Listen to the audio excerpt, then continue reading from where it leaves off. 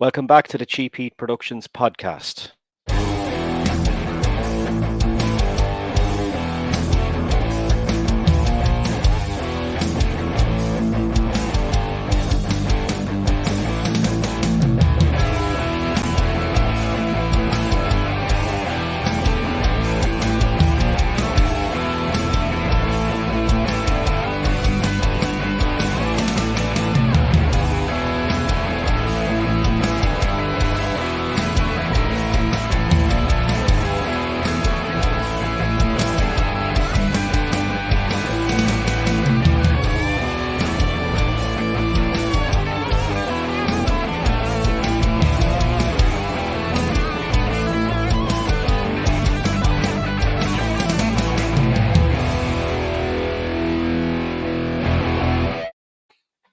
Okay, welcome back to the show. And today on the show, I'm joined by Angel Orsini, a wrestler that's been in the business for quite a long time. And we're going to find out how she ended up in the crazy world of professional wrestling.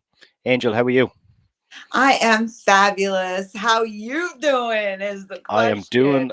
doing good, doing good. Life is good, as I was saying here in Ireland. We're back to normal, so I'm very happy. Coming over to America now in a couple of weeks for WrestleMania. Very Excellent. excited. I'm happy for you guys. That's great. I'm glad to hear that. Yeah, yeah. In terms of yourself, then, getting into the business, I understand that you're involved in MMA prior to going into the wrestling business. Do you want to tell me just about how the journey even into MMA began? Sure. So, I was an athlete my whole life. Started at like 8. I did track and field, gymnastics, and I was also raised on a farm part of the time. And I come from a split family, divorced when I was real young. And so I wanted to get out on my own. After I graduated from high school, the day after, my car was already packed and I moved out on my own and never looked back.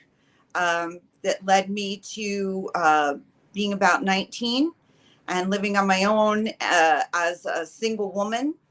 And unfortunately, I was attacked by somebody who was stalking women, and I literally had to fight for my life.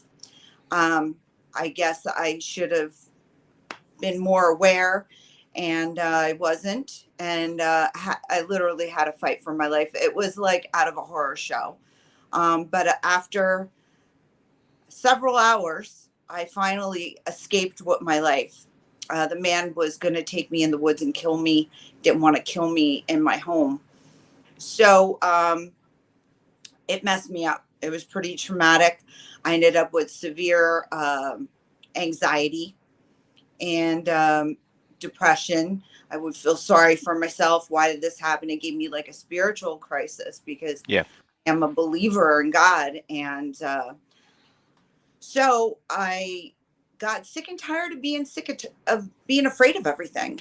And I decided I was going to take my life back. And I had these dreams of, if I would go away to this paradise place where there were palm trees and sunshine, that I was going to find peace. And I ended up meeting a friend, making new friends, and went to Florida. And I decided that I was going to move there because that's where my peace was. I yeah. lived in my car and I joined a gym and I would take a shower at the gym. And I just step by step started taking my life back and overcoming this fear. And then I said, you know what? I actually am a badass. I have nothing to be afraid of because this person killed 2 other girls Wow. and I lived, so I'm going to start doing martial arts and figure out how do I know this stuff. And so that's what I did. I started in Taekwondo and I got my black belt like super quick, went into this instructor program. And that's when I decided that I was going to dedicate my career to the women who passed away. The best way to honor them um, was to do something incredible with my life. And that started me on my journey. I actually was a really good fighter. I was state champion for black belt women in Olympic style Taekwondo. And then I got the opportunity to train with Bart Vale in what they called shoot fighting, which was MMA. Yeah. And Bart Vale was trained by Malenko Sr. Uh, and he also went to Japan for Fujiwara Gumi. He was champion over there, kickboxing champion. I think several different titles he held. And so I got the opportunity after training about a year to go over there and fight. And I fought in Queendom, the highest wars, against Miko Hota, who was a number one Japan girl. So things like moved pretty quick for you once you started training and dedicating your life to this. Yes. And Yeah. I was completely dedicated. I ate, slept, drank, nothing but martial arts. I taught 6 classes a day, and then I would stay at the dojo and I would close it down. I ended up being the manager, and they were just like, well, you're the first one here and the last one to leave. Here's the keys, you know? Yeah. What was So the what was the main cultural differences between America and Japan, both like in terms of fighting and in terms of just lifestyle? to be honest, as a fighter, I didn't see much of a difference. These Yeah. people lived at the dojo, and I also lived at the dojo. Um, so I fit right in. But I think the thing that I noticed was really very respectful and very humble. Now, you want your students and you want everybody to behave that way in martial arts, but people don't. There's a lot of egos, there's a lot of extra, you Yeah. know, Yeah. it's unnecessary. And, sometimes it kind of takes the wind out of the room a little bit, and makes you like wonder if you really want to deal with these kind of people. Because let's be honest, when you're traveling and fighting, you go with a group of people, you're like in a bus. Sometimes you're not even in a bus, sometimes it's just a big van, and you got to basically live with these people, and if there's not nice people, it makes it hard because it's Yeah. already hard. It's already hard on your body. You're always in pain, you're always injured, you're never like healthy. It's just, you're just pushing through all of that stuff. It's really a matter of a mental and emotional endurance. Really is. Yeah. And I'm sure you wouldn't take any of it back, even those long days and long nights. Not one. Mm. I'm so And grateful. I mean, it's a horror show that I went through, yeah. but to be honest with you, after I went through the journey of overcoming that, the truth is, like, going to Japan all by myself to represent my country with no coach, no manager, no nothing wasn't scary. There's really not anything that's scary to me anymore. I'm just, I've been to the edge. I thought I was going to take my last breaths. And I've been through other struggles also. And I'm still here, and Yeah. I'm still Yeah. kicking ass. And if there's a breath in me, I have a chance, and all I need is a chance, one chance. Yeah. And did the door to professional wrestling open while you're in Japan, or did you have any prior matches before going over there? No, actually, I liked pro wrestling, but I didn't think it was for me.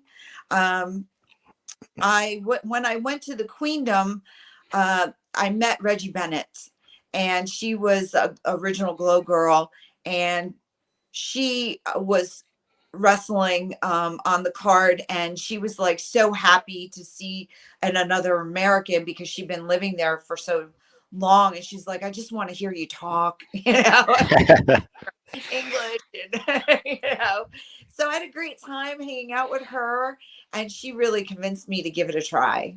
She was like an ambassador for pro wrestling, women's wrestling, and she sold me on at least trying. Yeah. And so when I came back from Japan, I knew Sunshine Wrestling, and I went to their show, and I was like, I met Liz Chase. And so I was like, I want to learn. And she was like, you would be a good wrestler. So she was my trainer. And the last 6 weeks of my training, Joni Lee Lauer, China, came to stay at Liz's house. So the last 6 weeks of my training, I was training with China. It was Wow. amazing. What was she like as a person? So when I met her, she was super sweet and she was really a girly girl, like Yeah. into like costumes. And she would always be like, oh, like right now I have no nail polish on and they're all jacked up because I'm like a farm girl. I'm like Yeah. really like I just break stuff. I'm a brute. I don't mean to be, but that's just. And so she's this like really dainty girl, and she's like, you need to, put polish. And she was like painting my nails for me and she giving me ideas about costumes and stuff. And she and she was an amazing physical specimen. Yeah. I mean, she was phenomenal looking. Everybody noticed her everywhere we went. And she was so strong. I worked out in the gym with her a bunch of times. She filled up the leg press machine as much as it could, and then she asked me to sit on top of it. And she bent and she pressed that thing like for like 15 repetitions, man. It Wow. was sick. It was like awe-inspiring. Like people in the gym were all like gathered around. Like she was amazing. And she was so dedicated to being the very best that she could be. She had her schedule of when she had to eat this, when she had to take this. All of her supplements were like um, measured out for the day. All of her food, she would measure her food. She would didn't even drink any alcohol the whole time that I saw her. I saw her drink uh like a half a glass of wine the whole entire time. So she really inspired me to step up my game and take those extra steps of dedication to look better and be more self-disciplined. Yeah. And I'm glad that I did because I ended up competing in bodybuilding after that, and I'm made me a better athlete too. Yeah. And how did you end up on in the crazy world of ECW? Oh yes. So that let's see, 1999. Really, I was in Atlanta, Georgia. I was wrestling all the time. His full time job was wrestling. Yeah. And I was working for Teddy Long and Rocky Bolware. I think it was called Atlanta Championship Wrestling at the time. And they gave me the opportunity to wrestle the guys. They had come to the wrestling school where I was training, and they saw everybody there and they wanted to start using everybody. And they saw me working out with the guys and they said, hey, what do you think about we'd like to have you hold a belt. We're going to create a belt for you. And the guys were like, hey, do hardcore. So that's what happened. I ended up wrestling the guys hardcore, and they taped those matches for me. And then I went to an ECW show, and I started, kind of campaigning for myself to get a job. And I Yeah. started meeting all the wrestlers. I went super early to all of the shows, and I would just work out. I started working out with Lita, started working out with Jazz.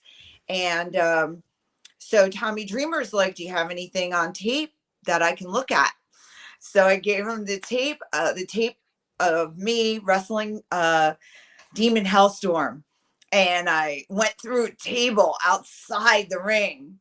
And he was like, yeah, we want to hire you. So that's a real ECW initiation right there.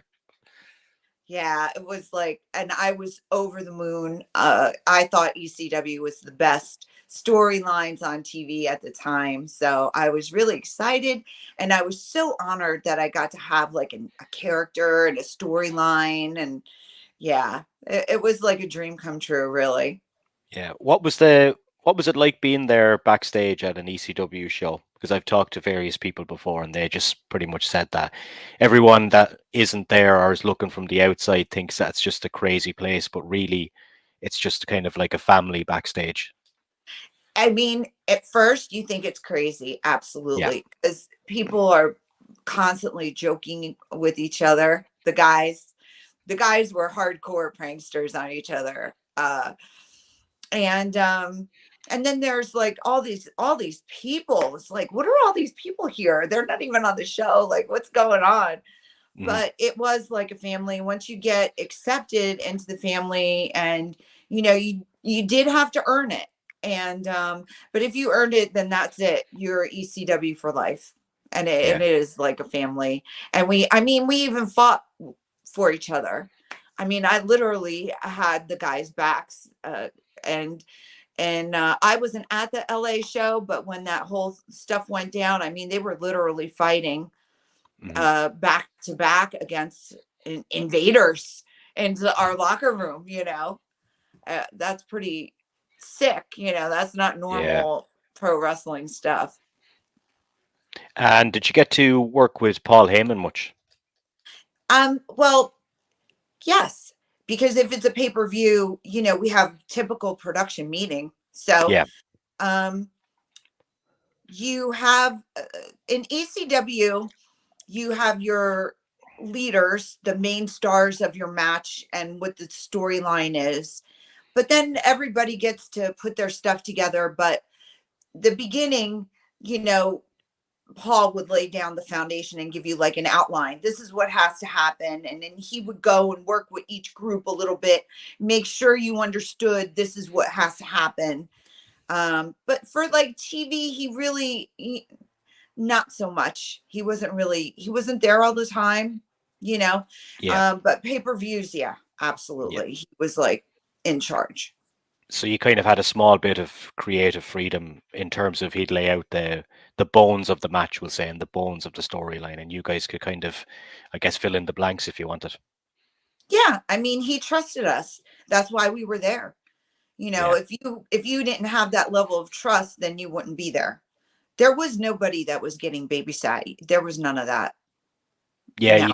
you could tell from the product as well that there was that kind of that little bit of expression that's allowed. And I think a lot of people, when they look at the business these days, they'll say in WWE, guys don't really have that. They get handed maybe scripts of paper, and then they compare it to maybe AEW. Now this is just from the outside, I don't know, but from what you hear, it seems to be a bit looser in terms of like you can suggest things for your character and maybe talk through things with the owners there. So I think that's why a lot of people I think these days jump ship from WWE to AEW and various other independent wrestling organizations in the States. Yes. Artistic freedom is important to you when you're a wrestler, when you get to a certain level. But there's a balance. Okay. You have a Yeah. show, and every match on the show has a purpose, and your purpose has to get over for that reason.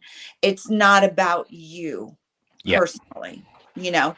So, and I think WWE has homegrown talent that they bring up through developmental. So there is a point in your career where you think, and you are like, I want to do this, and I want to. And it does get frustrating because you do have to, it is like a horse, and you have a bit in your mouth, and you're kind of reined back a Hmm. little bit. But you have to be, because it's a big, huge show, and they have a point for this, and all roads lead to WrestleMania. And if you follow your path, and you do your job, you you might get there. And isn't that what it's all about? I mean, Yeah. isn't WrestleMania the wrestling uh pinnacle our profession? So there's a balance. Yeah. I think when you're younger, when you're at that point, like 3 to 5 years, you're not really green anymore, and but you kind of think that you're better than you really are. Yeah. 'Cause you do start to get an ego. Because let's face it, when you make it to that point and you have that much time in, people are telling you how great you are, right? And so you believe it. But you you do have to need, stay, balanced. You do have to stay humble and be still trying to learn. Psychology isn't something that you get like, oh, you get a light go on over your head and then that's it. You've got it forever. It's not like that because your story in the show is going to change. You're not going to stay that way. So once you start to get comfortable, then your story's going to change and you're going to be like, oh, and then you're going to be lost again. So Mhm. Uh, yeah, and after a while in your career as well, you started training various wrestlers as well, and I read online that you trained Molly Holly, for example. yes. How did you end up getting into the training side of things, or did you just want to help people, kind of like people, I suppose, helped you? So I'm a big sister. I'm the firstborn in my family. So I kind of have that big sister. Like I want to take people under my wing and help them. This business, there are some people, they are treacherous, man. Like I have seen some people do some things to other people. It's appalling, really. And it's all Yeah, because they were insecure. And so, people didn't pull that crap with me because I'm a shoot fighter. I'm an MMA fighter. And they're like, they just wanted to get rid of me. Totally. They, they don't want to be worried about pissing me off because they're yeah, like, they'll choke me out. And I would.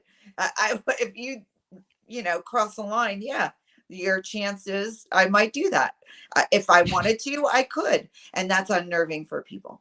So I felt very protective of people, like a big sister. And I took people under my wing to mentor them and also in a way protect them from those people because if that's my friend, you don't mess with my friend neither because that I come for you too. So I met her at a wrestling show and she was introducing herself and she was there with some people and I knew that they were in wrestling but I knew that they weren't polished. yeah, So I thought, I saw her and I like knew immediately, like, I need to help this girl. She's a natural.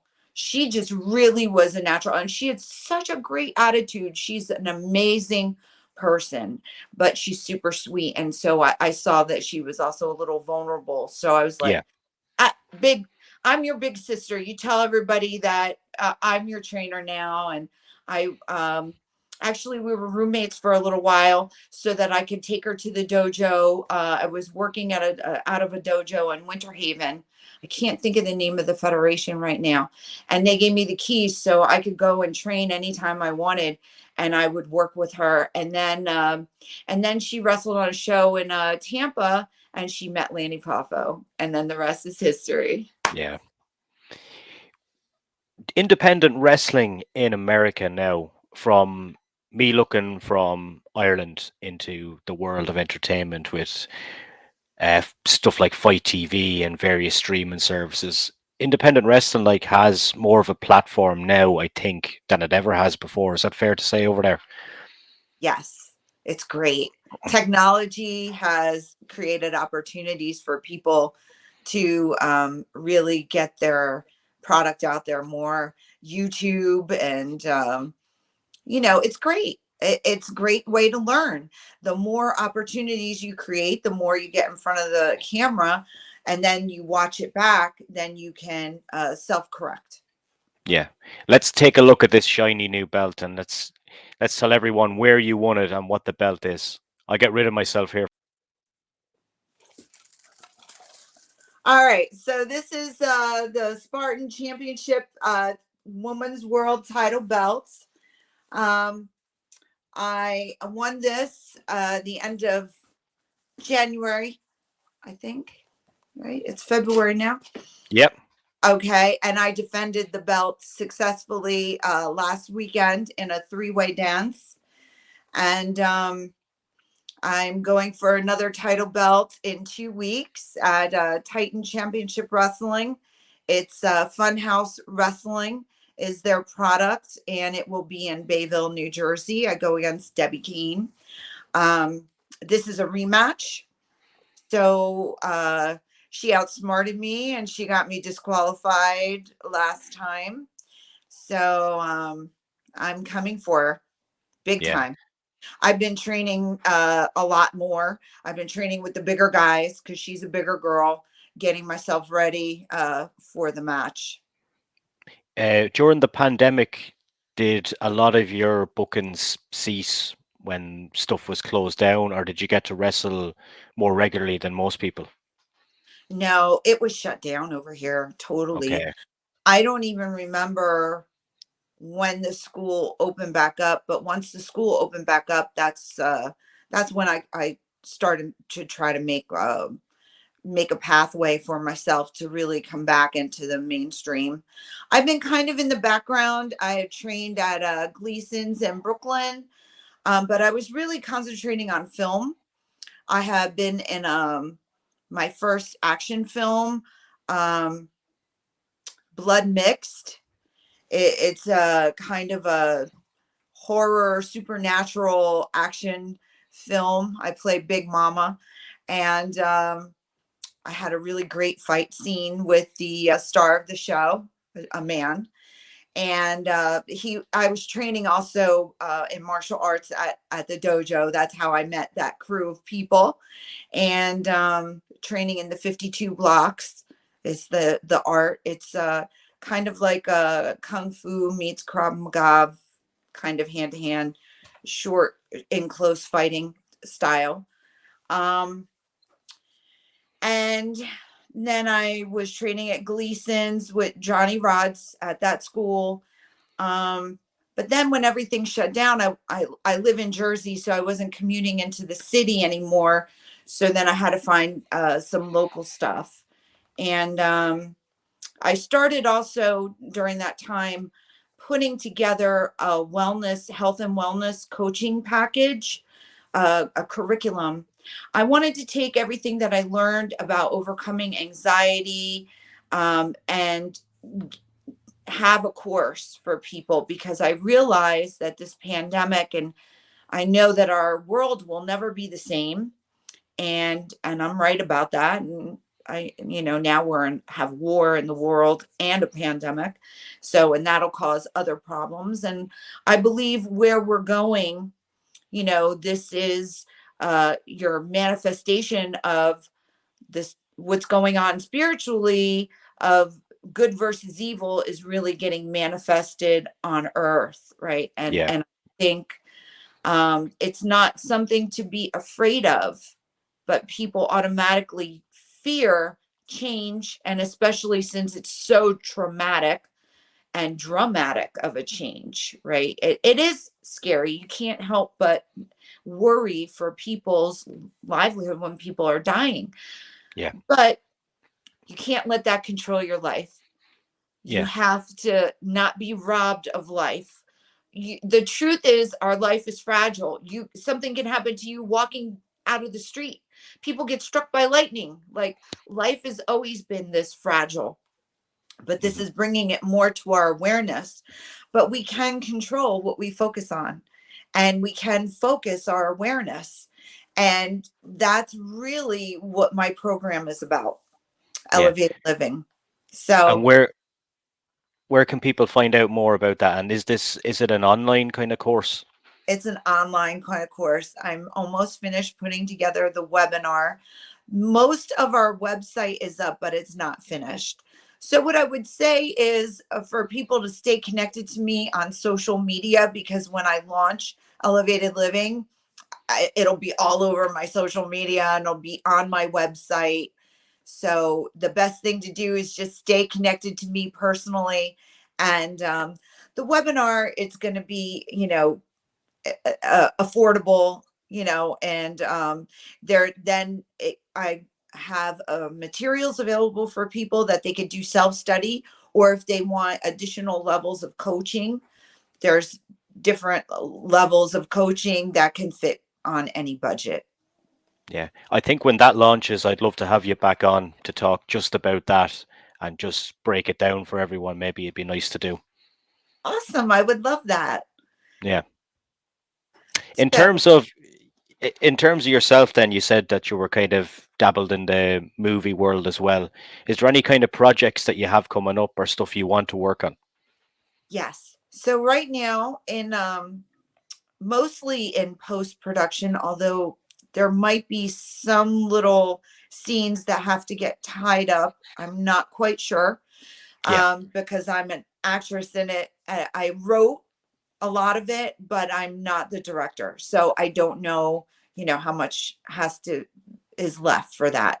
But The yeah, Lolly King is a crazy comedy. It is raunchy and it's really raunchy. And we really make fun of people. I don't know if you have these types of people in Ireland, but in New Jersey and in the Northeast America, we have people that think because they're Italian or they think that somebody in their family's in the mafia that they're a tough guy and everything they do is like they're some kind of mob boss, right? yeah. Like it's so ridiculous. These people are so ridiculous. It's like so delusional. So we wrote a script all about making fun of these kinds of people. It's hilarious. It's Pe- so bad.